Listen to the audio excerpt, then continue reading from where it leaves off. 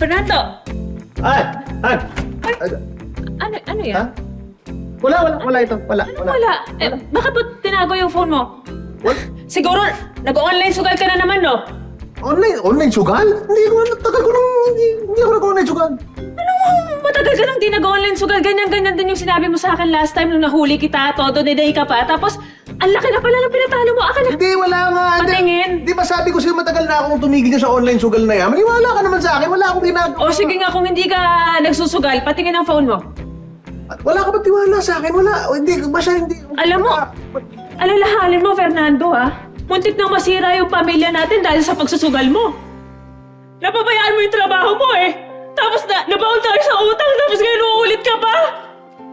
Wala ka nagpadala-dala. Sorry na. Tahan na. Alam mo, maniwala kayo sa akin. Hindi na ako talaga, nag-online sugal. Hindi ko na gagawin yun. Hindi ko na gagawin sa pamilya natin yung... Talaga? Oo, pangako. Pasensya na. Sige nga kung hindi ka na nag-online sugal.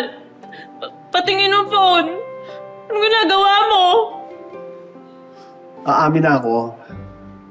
Hindi ako nag-online sugal, pero may kachat akong babae kasi.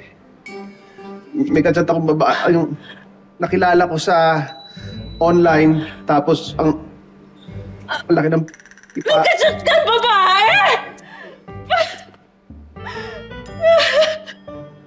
Pasensya na. Patawarin mo sana ako. Oo nga, may kachat ka ng babae.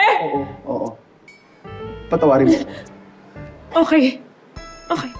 Sige. At least, hindi ka nagsusugal. Okay na. Okay na tayo. Okay na. Sige na, mag-chat ka na. Okay.